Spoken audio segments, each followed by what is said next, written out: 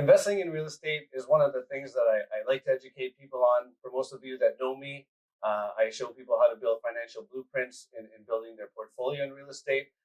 There's other multiple ways that you can invest in today's market.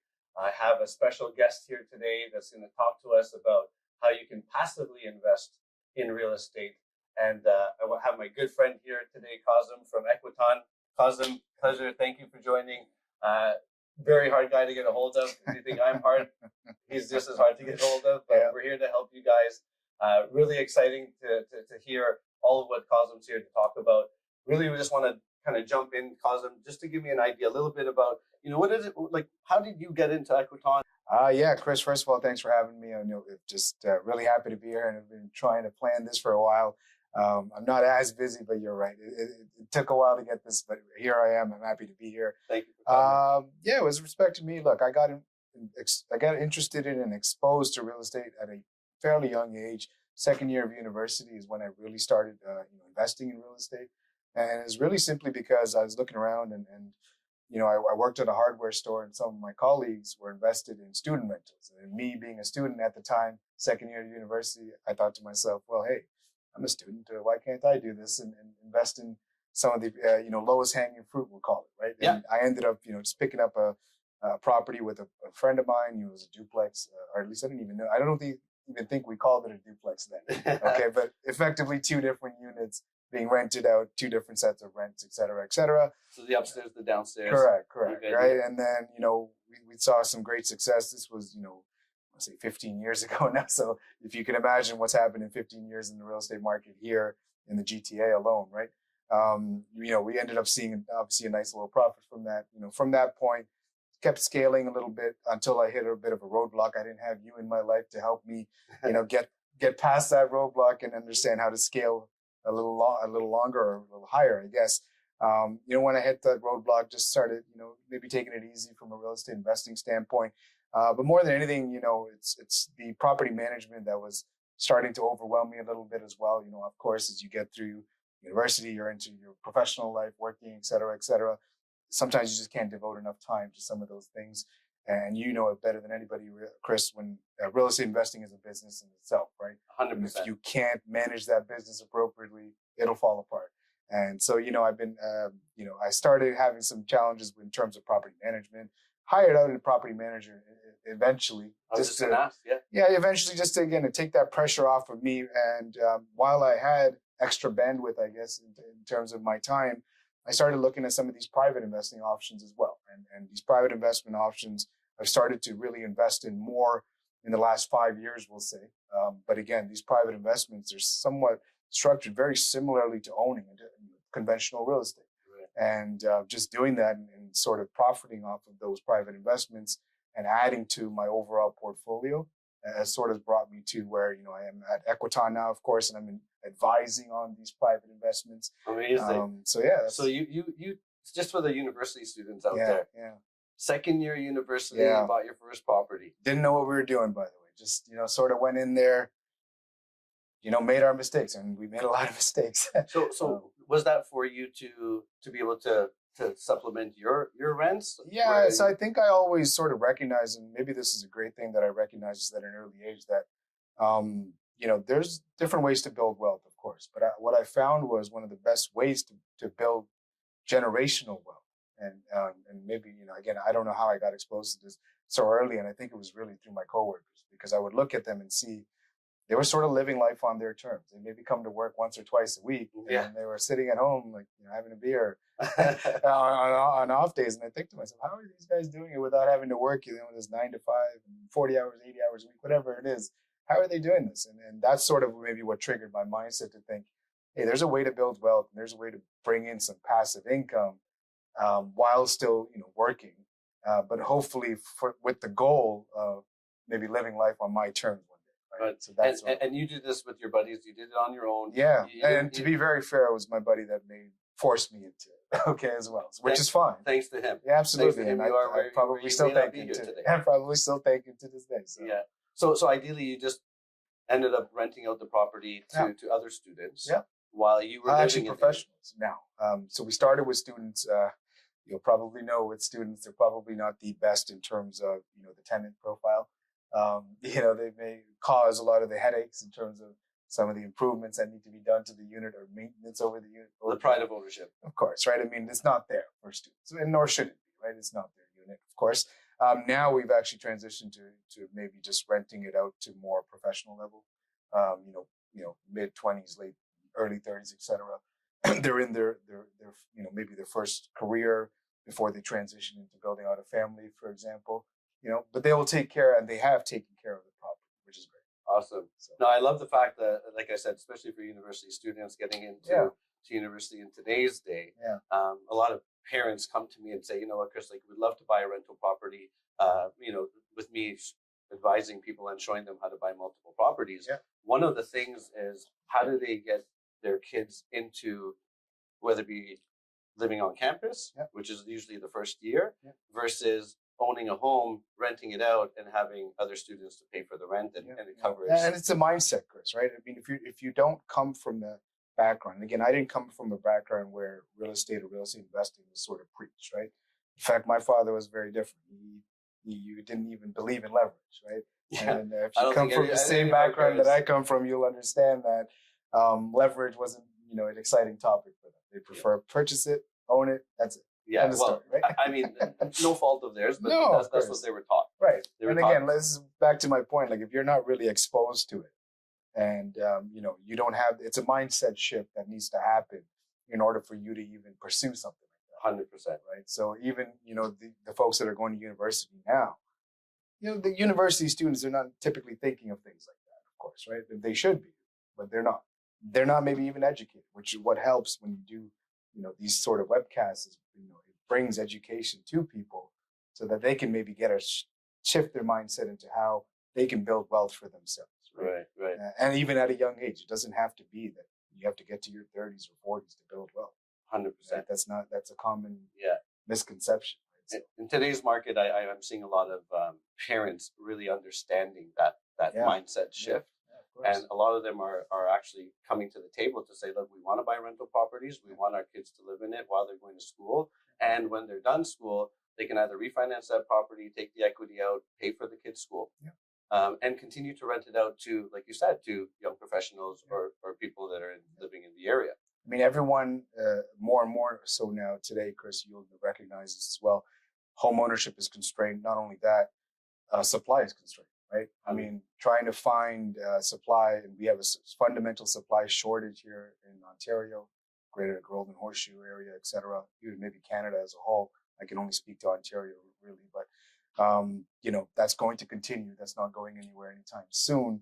So we've seen what the rental market is right now. It's on fire, right? Which has indirectly benefited our investors here at Equiton as well, because our ownership in apartment buildings across our portfolio. But again, you can see where we're heading. We're heading into a bit of a renters, we're heading into a renters, I was going to say province and even country. Yeah. I think we're already in a renter city. We already are too. Right? We've got 500,000 new immigrants coming to the country. And I think even that is maybe a conservative number. Yes. Right? Yes, it is. It is definitely. I like to be a little bit conservative. Sure. So you and I both. but what? Tell me a little bit more about Equiton. Like, what is it that they do? I have a lot of investors that I work with that have investments with Equiton. They've made phenomenal returns. I thought it would be a great idea to bring you in today to share it with everyone else. Where they can come to this little webcast and be able to get a little bit more educated on what Equiton does and the value behind it. Yeah, so it's a good question because it's not immediately apparent what we do at Equiton, right? On the one hand, we are investors. We're real estate investors. The company was started by real estate investors, right? We aggregate capital from different sources. So whether that's retail investors like yourself and myself, whether that's wholesale investors or even institutional level investors like a pension or endowment fund, we aggregate all of that capital and then we deploy it into purchasing real estate assets. So for our sense, in our scenario, we're largely looking at medium and high density real estate. So apartment buildings, townhouse complexes, etc. We aggregate all that capital, deploy it into those real estate assets, but that's probably one of the smallest things that we do at Equiton, if I'm being honest. And I'm part of that I'm part of that private capital team that raises that capital. But I'm probably part of the smallest team at Equiton, right? On the other hand, we are asset managers, and that's really where the real foundation of Equiton, the real core pillars of Equiton, right? Our asset management team basically presides over that real estate asset throughout its life cycle. So whether it's acquisition all the way up down to property management, we're a fully integrated firm at Equiton, and those are really our core pillars: our acquisitions team, our development team, and then more importantly, our property management team. Great. That's really the pillars of Equiton. So this is more of like an alternative, like for all my other investors out there. It's an alternative investment. It's on the passive side. Yeah. It's in private investments. Yeah. If you can maybe touch on a little bit about private investments. So and how private investments really, it denotes the fact that you're investing into a private issue or a private company. Okay. And all that means is we are not publicly traded on the stock exchange, right? And that's probably a good thing. If you look at the public markets last year, you may or may not have experienced anywhere up to a 20 to 30% decline in your portfolio in the public markets, right? Yeah. Me alone, I experienced close to 20% decline. And I'm not investing in anything crazy, Chris. I'm investing in blue chip companies that are paying, a strong dividend. I'm a very boring investor. Okay. When it comes to investment, I want something that's stable, consistent, etc. I invest in blue chip companies. I even took a 20% loss, right? And then you sort of think about why. Why did you take that loss? Is it because the companies itself aren't sound or fundamental companies? No. We took those losses simply because, you get different events that happen across the world, for example, right? There's some of that headline risk that happens, right? So, for example, when Russia goes and invades Ukraine, what happens? That's right. Sends shockwaves around the world, impacts every market, and it ultimately is reflected in your portfolio, right or wrong. The beauty about private investments, we are not correlated to any stock market or public market, right? Our investments and the performance of our investments are driven by the fundamental assets that roll into the investment. So, for example, in our situation at Equiton, it's apartment buildings, real estate, right? Real estate real estate values shouldn't increase or decrease or fluctuate on a daily basis, right? You can't day trade an apartment building. So there's no reason for that apartment building's value to go up and down every single day or even within a day, right? And that's probably the benefits of investing in a private market or adding private market investments to your portfolio. So as additional add-on. Yeah, and it's a complementary piece, right? And I talk to a lot of real estate investors. Again, I'm a real estate investor myself. A lot of folks that come to you with an extensive portfolio in real estate already, but they want to add more diversity to their portfolio. This isn't a, one or the other scenario. I will never discourage people from investing in real estate. Quite frankly, it's one of the best ways to build wealth. Absolutely. It's intergenerational, right? Whether or not you want to pass it on to your next generation, etc. It's one of the best ways to hold on to an asset or hold on to your wealth, right? It's something you can see and touch. And a lot of people understand that even if they don't invest in real estate, right? Yeah. But they want to invest. They want to get into the market. But, I view this piece as really just a complementary piece to your existing portfolio. Yeah. And it's funny you say, because I'm seeing a lot of investors now where, a lot of the A-type lending, with the top five banks, a lot of those investors are now a little bit more challenged in terms of how they can qualify to purchase multiple properties, which is now moving them into the alternative lending space. Previously used to be called B lending. Sure. But now it's an alternative lending space, which, the interest rates are slightly higher. The bank charges a 1% fee, and they only offer like 1, 2, and 3 year terms. But a lot of people get afraid of the actual rate itself, and then really don't see the value of the monthly payments versus the negative positive cash flow. But I think now, my question is there a time that something, is the best time to get into something like Equiton? Is it, do you think it's good after you buy brick and mortar, or is it, while you do each? Yeah, it could be either or. And the reason being, and you could do both, right? But here's a challenge with people here in Ontario. You'll see, maybe they don't come across your table a lot, since you deal a lot with investors more so than first-time home buyers, etc. But even with investors, when you think about some of the restrictions to ownership of real estate right now, what are they? Number one, you have to come up with a large down payment. Yeah. Right. Here in Toronto, I think it's fair to say 20%, which if equates to roughly around maybe 200,000 or more for a property here in downtown core. Yeah, on a $1 million home. Yeah. And I think that's about the average now, right? So for downtown core, maybe even more. But let's just say 200,000. Okay. You come up with that large down payment, that's great. Now you go see a mortgage broker and you want to try and qualify for a mortgage, right? You go see Chris, he gives you a mortgage, you're qualified, etc. Great, you've qualified for the mortgage. You've hit on two parts of the equation already. The third part is actually servicing the mortgage. And now if you recognize, being able to service that mortgage in the environment that we went through in the last year, where interest rates went up and they went up rapidly over that last year, the challenges that people face in terms of servicing some of that mortgage, again, came back to them. And for some, they were able to sustain it or find alternative solutions. But for a lot, it overwhelmed them, right? Yeah. So even if you find all of those three things, there's still a barrier to entry into actual real estate ownership. So why not maybe, take a portion of that? I'm not saying you have to take all of it. Yeah. Take a portion of that capital and deploy it into an alternative investment like an Equiton, for example, that'll still provide you with monthly cash flows or yields, yearly yields, etc., while being completely hands-off, right? And that's when I say that we're a fully integrated firm at Equiton, there is nothing that our investors have to do other than check their online portal and see their money or their investment grow. Yeah. So I guess it's a little bit similar to purchasing a rental property. Yeah, it's very similar. So, we have two fundamental styles of investing at Equiton. We've got our fund style and we've got an investment into direct developments, okay? With respect to our funds, they are structured to mimic ownership of actual real estate. Tell me more. Tell me more about that. That's Well, let's talk about when you're a real estate investor, Chris, I'm a real estate investor. When we go out and purchase investment properties, what are the three things we're typically looking for? Number one, capital appreciation, right? Yeah. We're hoping that the property will increase in value, especially if we bought it under the right conditions in the right location, right? So that appreciation based on the price per square foot, the lot size, the style of the home. Exactly. That'll determine the appreciation. Even just location, like geographic location, for example, right? Maybe Greater Toronto, Greater Golden Horseshoe, we understand the value and what drives value in those areas, right? So we're hoping for capital appreciation. Number two, as we pay down our mortgages that you got us, as we're paying down those mortgages, what's happening? We're building equity into our portfolio, right? Yeah, Into that property. So the value is going up. Yep. The principal is being paid down. Correct. Everything in between is your profit, which is what we call equity. Correct. And then number three, and probably most important for real estate investors, cash flow, right?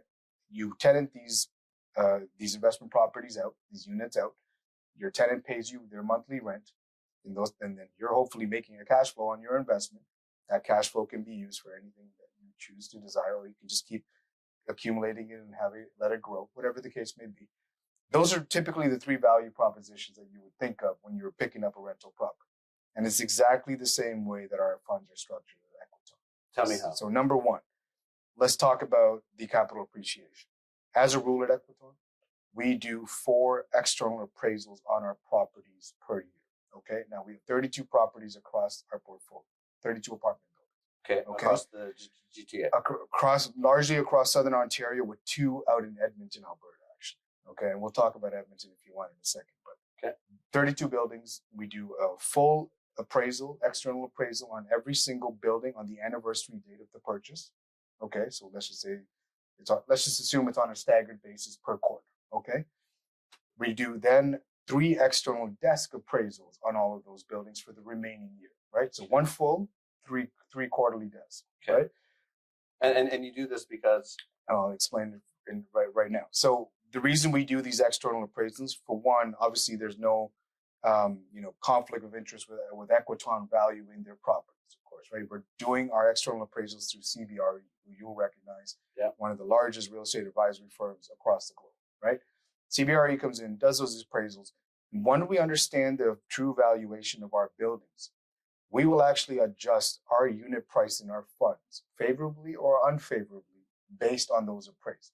Now, I'm happy to say that at Equiton, we have yet to actually lower our unit price, which means that our properties have actually increased in value over the 7 years that the fund has actually existed, right? So, and that shouldn't come as any shock if you understand sort of the method or the strategy that we employ when we go in and purchase a building, right? So we are purchasing what's called an unoptimized building, right? Okay. We are optimizing the value of the building and raising its value, raising the tenant profile, and in turn is generating a higher net operating income, which is what helps drive the valuation of those appraisals. And then when you're acquiring these properties, what's the loan to value? Meaning, how much money do you put down on the down payment? So that's a great question, and it's part of, when I talk about risk management with our investors, the one thing I will highlight and point to across the board for our 32 apartment buildings in our portfolio, we are at a 49% loan to value. Okay, let's just say 50%. Yeah, and let's just explain the loan to value piece of what that means. Yeah, I mean, it really just means if we're 50-50, the bank owns 50, and our trust owns 50, and the indirect owners of our trust are our investors, right? Because they're purchasing an equity share in that trust, right? In the trust is itself. So they're getting a diversified exposure to every single building in that portfolio. Right. So similar to like if someone was buying a rental property, instead of them putting 20% down, they're now putting 50% down. Correct. Okay. Right. So, you think about it, we're not over leveraged in any way, right? Again, from a risk management standpoint, if you're an investor, that's something that should give you comfort, right? Right. The other two value propositions that we talked about, of course, as you pay down your mortgage, will reflect as we're paying down our mortgages on our buildings, that'll be reflected in the unit price per month as well. And then finally, the cash flow piece. And this is probably the most important piece for a lot of people, right? We have a 98% tenancy rate across our entire portfolio. Wow.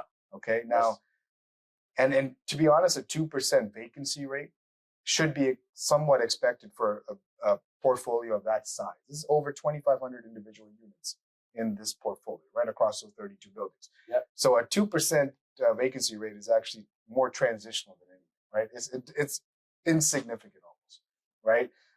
So when you think about that vacancy rate and the fact that we're fully tenanted across the board, it turns into a cash flowing machine, right? And that's where we share that cash flows with our investors. So at Equiton, in our flagship fund, our apartment fund, as I like to call it, we pay out a 6% annualized return in the form of monthly distributions. So think of it very similar to getting that monthly cash flow check that you would get from your tenants, right? Yeah. Right? Very similar again.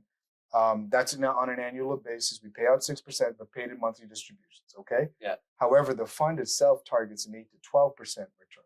So that remaining 2 to 6% is driven by those capital appreciation as well as pay down of the mortgage that's reflected in that unit price for your overall return of anywhere from 8 to 12%. Having said that, in our last calendar year, so 2022, we actually had the best year on record. Okay, we had close to 13.5% return in our flagship fund. And that shouldn't come as much of a surprise to people simply because, one, we do go in and do that value add strategy, of course. But even beyond that, the rental market. We were speaking about the rental market earlier. The rental market is on fire here in Ontario. Yeah. Right? So as you turn over new tenants, they're paying the market rent. The market rent is much higher, drives everything, drives the full return, and we share that with our investors. Right? So you're sharing it based on the profit? Yeah, absolutely. Right. So how many funds do you have? Yeah, we've got two separate funds. Now, our flagship fund is the one that we were talking about for the most part because it's our longest fund and consequently it's our largest fund. Okay. Right? We have an asset under management in that fund of close to 900 million right now. Okay. We started with one building, 22 million in 2016. For now, 2023? We've doubled or tripled in value since that. Okay. Wow. That's our flagship fund. But more recently, in the year 2018, we did bring to market another fund. We call it the Income and Development Fund. Okay. I like to call it a balanced fund for the simple reason that the investment assets in that fund, and it's all real estate, is a little more diversified and provides a bit of a balanced exposure to different asset types within real estate. Okay. And it's within Equiton itself. Absolutely. It's all again, fully integrated at Equiton, right? So that fund, again, it targets maybe a higher return over time than our flagship apartment fund, but it's very different in the form of what the income producing sources are being generated, okay? So in our residential fund, for example, Chris, our income is being generated by those tenants paying their monthly rents, right? Okay. That's the income producing piece. Yeah. In this balance fund, the income producing piece is coming from two separate sources. One being a commercial real estate property out in London, Ontario, okay? And as well as private lending. Now, you're familiar with private lending. Your network is probably familiar with private lending, but I'll just touch on it briefly anyway. Sure. Private lending is effectively Equiton playing the role of the bank. We are loaning capital to borrowers of capital. They are paying back the principal plus the interest that interest portion is being pushed down to our investors, basically. Okay. Right? That's that second income producing piece. Now, when I say we're making loans to borrowers of capital, we are not making what's called naked loans. Okay. All of our loans are securitized by way of either a conventional mortgage, land mortgage, or land development construction mortgage, okay, or mezzanine financing, for example. Yeah. Okay. So it's we are making loans essentially out to institutional level clients, and not like Bob and Sue down the street that want to pick up a bungalow, for example. Right. We're not doing that. Okay. Okay. So those are the two income producing streams that roll into this fund. But the last piece of it, and if I'm being very honest, is the largest component of this fund, and it's where you will see the most profit, especially as you spend more time in the fund, the exposure to development projects. So as development projects complete at Equiton, this fund will receive a one-time lump sum special distribution. Okay? That special distribution is what's really driving that 12 to 16% targeted annual return for that fund. Now, you'll still get that 6% annualized payout in the form of monthly distributions, so that same cash flow. Okay. But your upside in this fund is considerably higher because of that exposure to the development projects. Which is also paid at the end. Will paid whenever the development project is completed and is pushed into the fund at that point. Yeah. For example, this year, Chris, we will finish a development project or one phase of a development project in the second quarter of this year.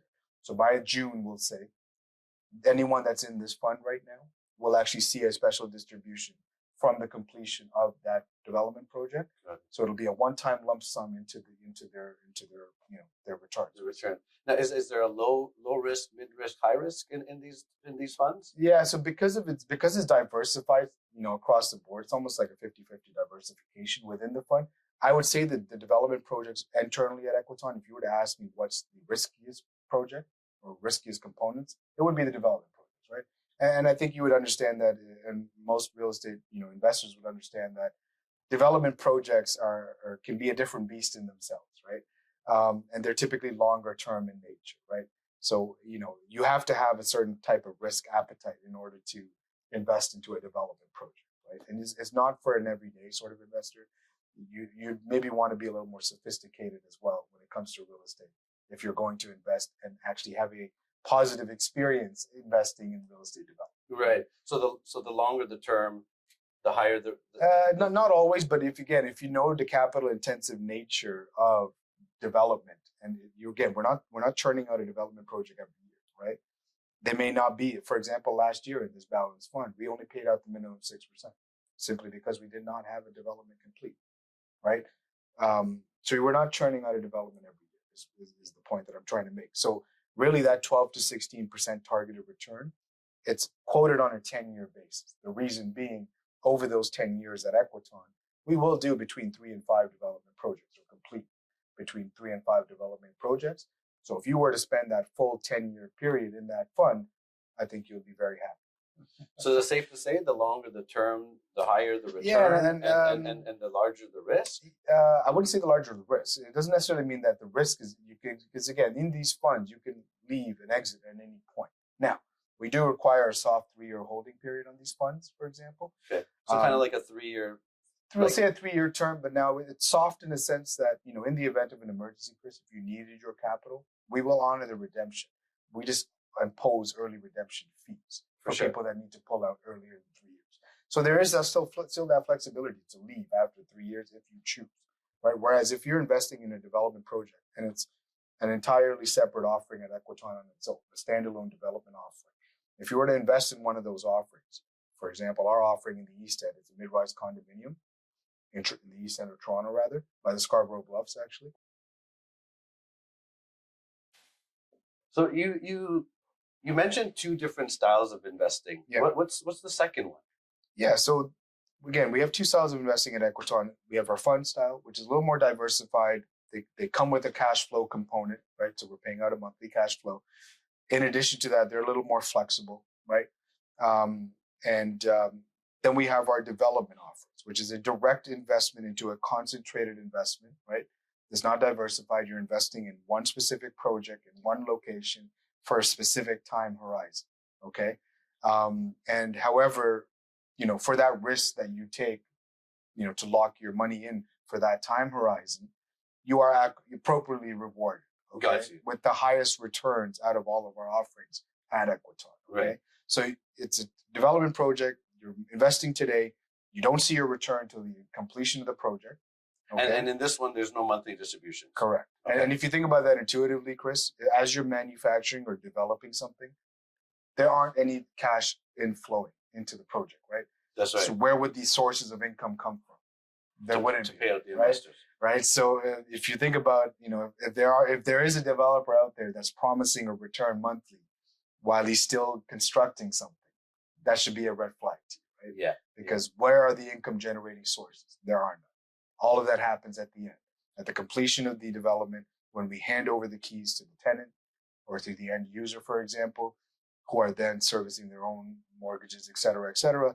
This is when our investors get paid, essentially. So you have to be able to stomach that time horizon, which can be anywhere from, for our purposes on our project in the east end of Toronto by the Scarborough Bluffs, a mid-rise condominium, we are projecting about a 5.5-year time horizon, let's say. So you invest today, you have to be comfortable knowing your money is tied and locked in until the end of that 5.5-year term.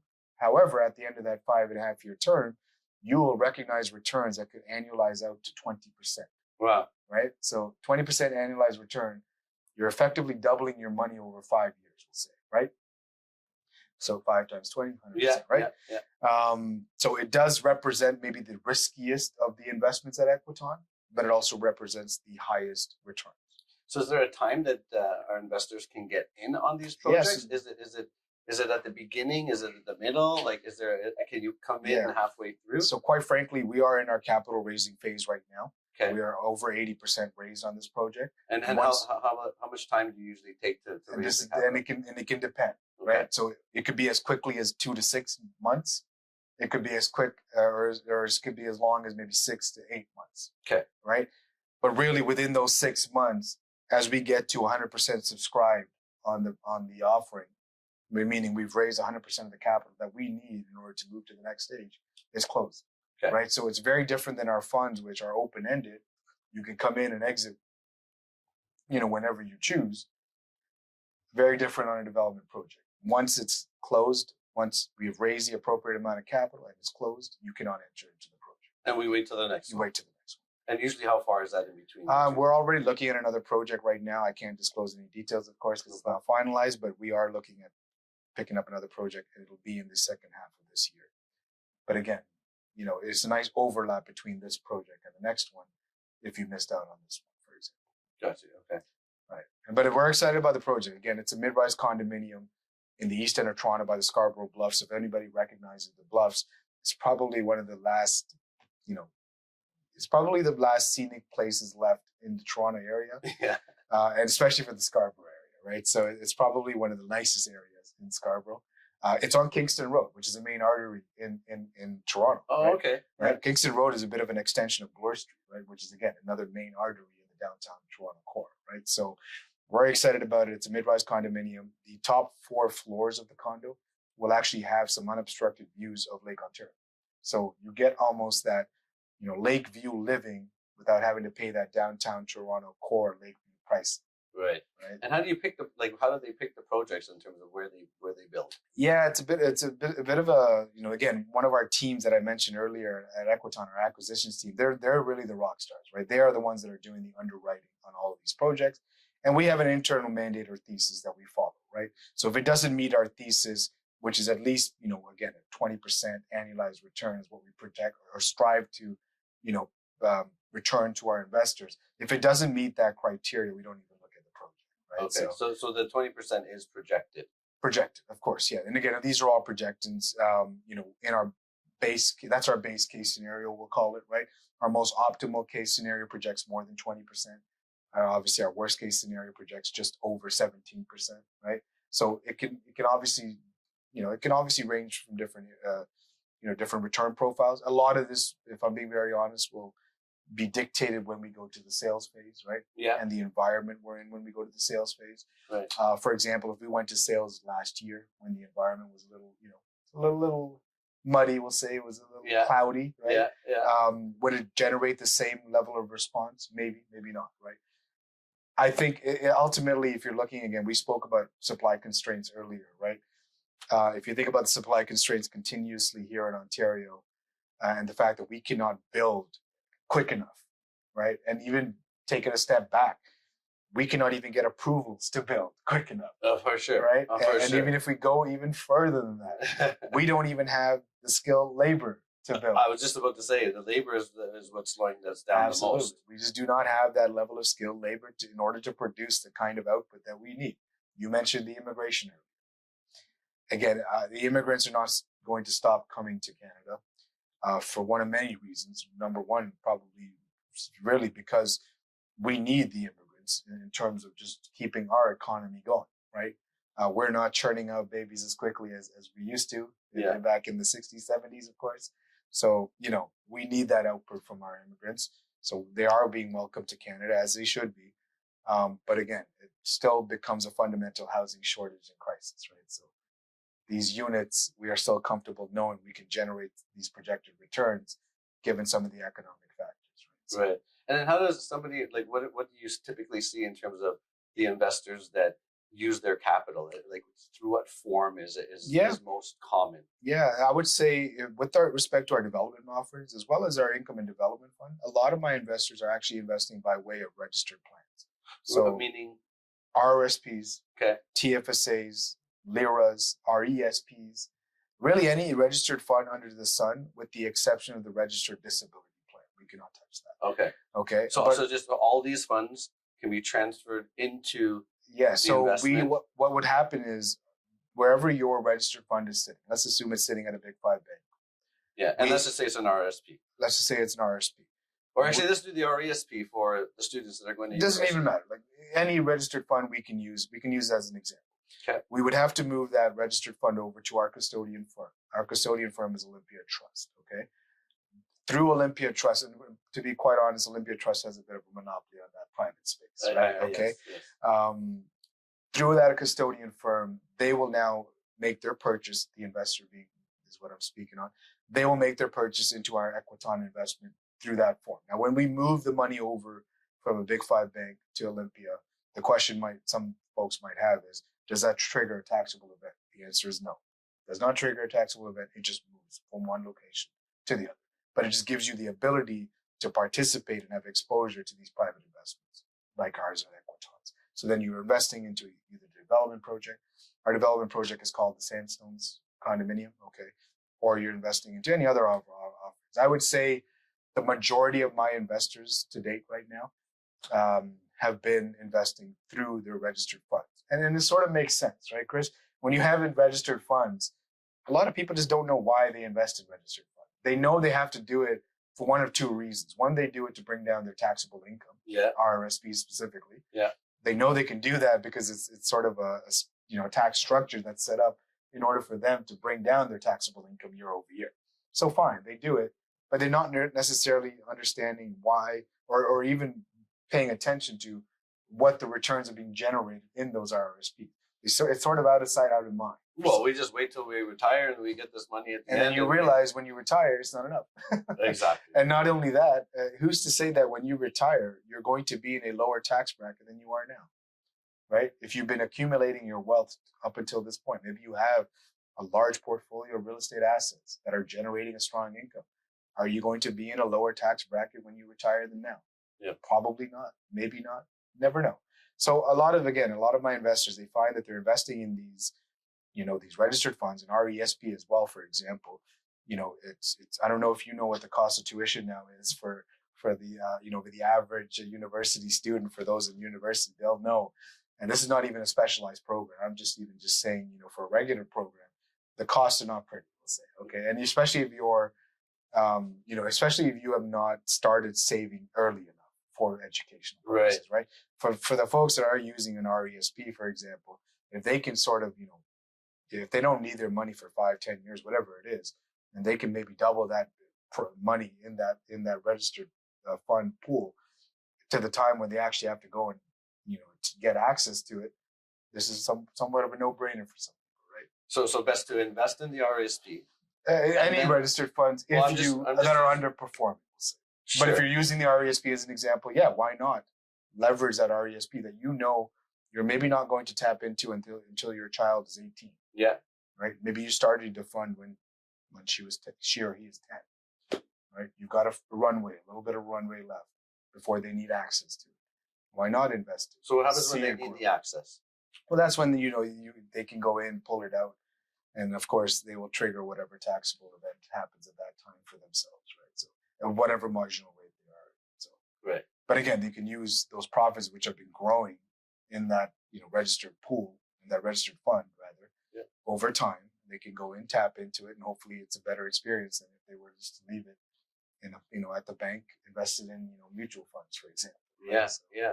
So I guess for the audience, anyone that has an RESP, it's a great opportunity for them to passively invest in their children's future, we'll say, right? Because you're effectively investing in their future by sending them to university anyway. Yeah. You might as well start early by investing into an RESP and then that can grow and then moving it into a program or whatever the case may be. I love it. I love it. So just, again, it's another alternative, and we sort of spoke on the word alternative. Yeah. We highlighted the word a few times during this presentation, or this webcast rather. And that's really what it is. It's an alternative way of investing, right? That people, again, were typically not exposed to, didn't even really necessarily know it existed, right? And to be fair to a lot of people, prior to 2016, the year 2016, these investments weren't even accessible to the retail investor, the everyday investor like yourself and myself. It's become so common now within the last few years, right? And really, because prior to 2016, it was only available to those large 1%ers, right? 100%. And institutional level investors like pension funds and endowment funds, for example. Right. They were the only ones that took access or had access to these investments, and they were the only ones getting rich. Right? So is there a minimum, maximum that you can invest in these types of projects? So with our funds at Equiton, our funds start with a minimum of 5,000, which is the balance fund, right? The income and development fund. You can participate for as low as 5,000. Okay. And how old do you need to be to do this? 18 plus. Okay. Now, I should mention there is a qualification criteria that's involved when participating in these private investments. Okay. We do need, now anyone can invest, really. Even a non-eligible investor can invest. It's just how much they can invest is determined by sort of their status in terms of, their income, their asset mix, et cetera, et cetera. And we do that evaluation. Me being a licensed dealing representative with here in Ontario with the Securities Commission, I will be the one that's effectively underwriting these investments, right? Which means I will be testing the eligibility and suitability of the investor, whether or not they should be participating in these investments. So in a nutshell, you can't just put your last $10,000 that you have to your name. No, and it wouldn't be prudent for us to do that. For one, we would never do it. And it's just not a prudent way of approaching investing. This is not a get rich quick kind of scheme. It's not a scheme in any way. It's protected. We are there to protect our investors, right? I may be employed by Equiton Capital, but I work for the benefit of the investor, right? So that's the important thing to understand. Right. And again, my license, my dealing representative license, the Canadian Securities Administrator has oversight over that license. If I was to take everyone's last dollar, for example, I would lose my license very quickly. Right. And I would never do it for one. But just to give you an example of some of the risk management procedures. For sure, because there's also the accredited investor as well that the OSC would like to share. Yeah, and it really started with just the accredited, right? Meaning you're individually earning a high income, or you just had high net assets or net worth, and then you're free to invest whatever you want to. Actually, subject to suitability, maybe, right? Because if you're too heavily concentrated in one area or the other, that's another test we sort of have to do. But now we've opened it up to eligible investors and non-eligible. Right. That's amazing. The only difference with non-eligible, they can only invest up to 10K. Okay, over a 12-month period. They cannot go beyond 12K. Now, if you're eligible, you can go up to 100K. But again, it's all subject to that suitability test as well. I like it. Okay, good. So 12K for non. 10K for non. Oh, 10K for non. Yeah. And anything above. Anything above, you would be either an eligible or an accredited investor. Right. So, but again, we do all of that test. We flesh out those details, as we go through our underwriting process with the investor. Right? Yeah. So I think I'm asking because I think for a lot of my investors, I think it'll be a great opportunity for them to start dabbling into the private equity space. Yeah, I sort of use the analogy of a swimming pool, right, Chris? When you come up to a swimming pool, what's the first thing you're probably doing? Maybe dipping your toe in to see how cold the water is. Right? Yeah. I use the same. I just jump in. Maybe I do that, and I probably should jump in because just get it out of the way. Yeah. But I use that analogy simply because you may just want to test the investments at Equiton, for example. Understand them, how the mechanics and how they work. And then as you start seeing your stable, consistent results, right? And really that's the hallmark of our flagship fund is the stability and the consistency of those returns. As you start seeing those month over month in your account, in your Equiton account, you start seeing your investment grow over time. You'll get more comfortable in understanding the process, and then you'll make more investments on top. Right. I can't tell you how many people have come back and just said, I started with this, let me add more. And again, with respect to our funds, are open-ended, right? You can keep adding more as you go along. It doesn't necessarily mean you need to start with a big lump sum to start. Right. So if I invested in my RESP and I used it it was there for the 5 years. Whatever. If I continue to invest in an RRSP within those that's 5 years. That's a separate account entirely. Separate account, but can I add to my you can add to your investments at Equiton by way of, again, any other registered fund if you choose. These, again, is all subject to that same eligibility, suitability for check, sure, because we do those checks on every single investment that you make, even if you're invested already, right? Every single purchase that you make, we do the same criteria. We evaluate the same criteria. Right. Okay. So the top up is either in the same project or it'll go into another project. Yeah, but now the project is when we talk about projects, we're only maybe referring to the land development side. The funds are just the funds. They're open-ended funds, right? So you can choose which fund you want to invest in. You may want to top up in the same fund. You may want to diversify yourself and have exposure to the other fund, right? Perfect. Just diversify yourself across the base. Right? I think the key word I like to use for a lot of people is diversify, right? Because you're spreading your risk profile, right? So you have people that are in the low.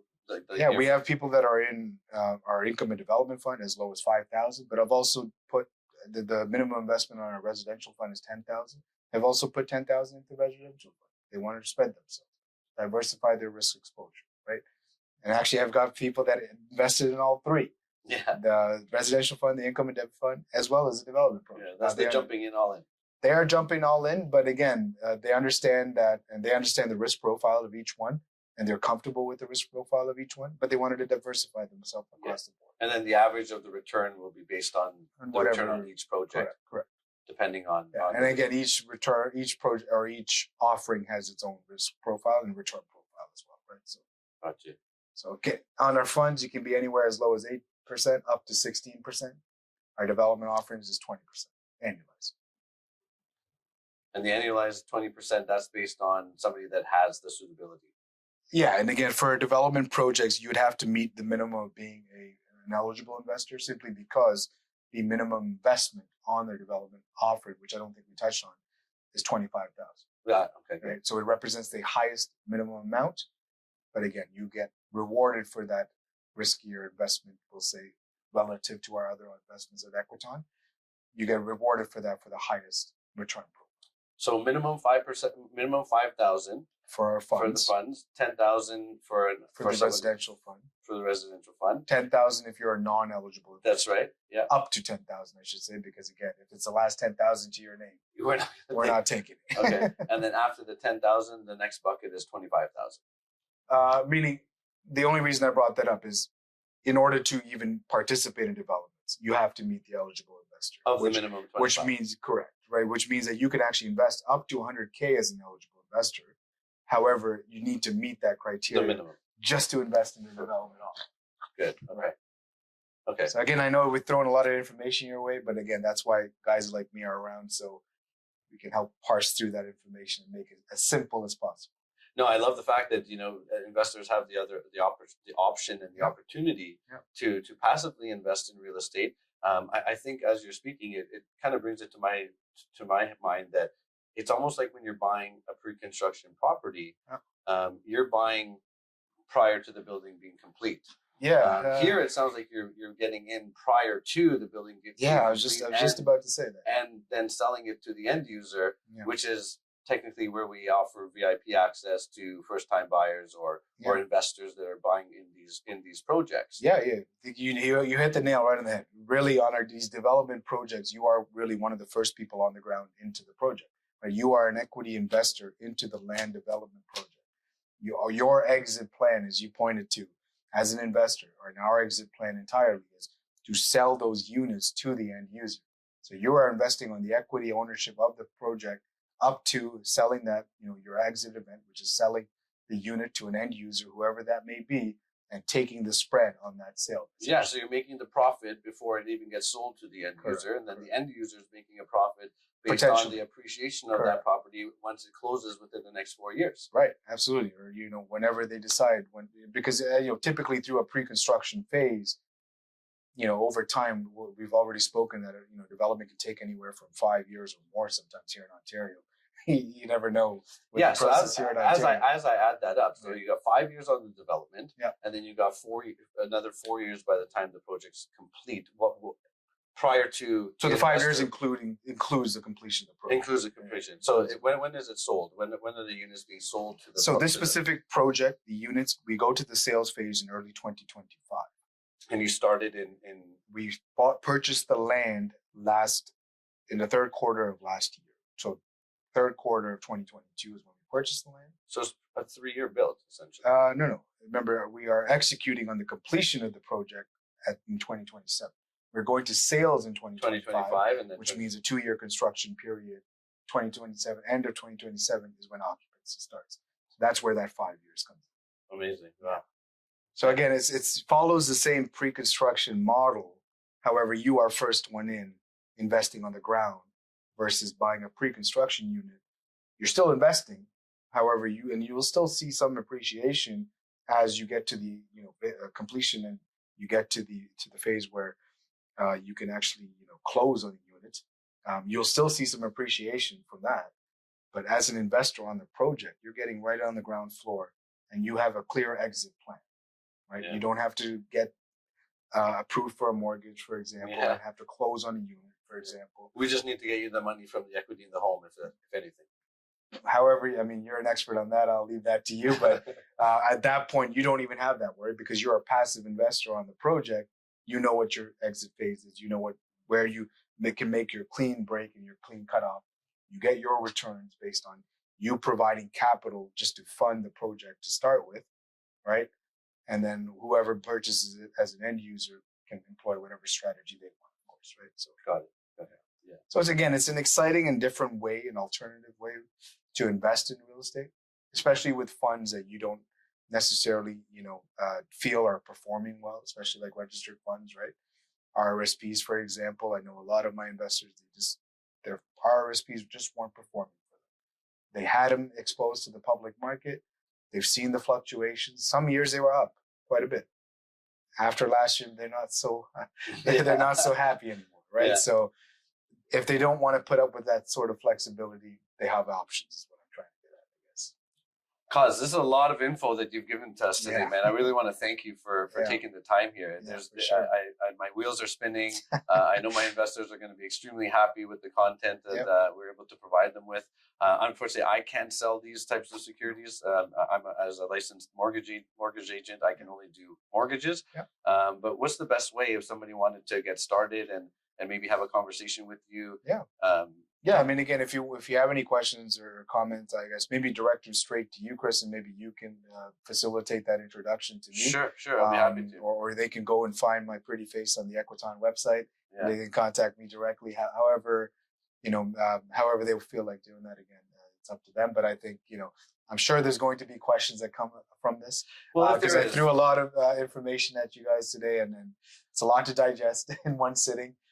Maybe we'll come back and do this again. I don't know, but 100%. And cause I can't thank you enough for coming. No problem, for sure. Thanks for taking the time. Absolutely. I'll definitely make sure that we do get our clients passed on over to you. Yeah. A lot of the intros, I'll just do our normal segue sure. and pass them on. And I know you work your magic. And, I'll work my magic. And again, we'll help people build wealth passively while you help them build it, functionally into conventional real estate. Absolutely. I love it. Perfect. I love it. Awesome. Thanks for coming, man. So Appreciate you.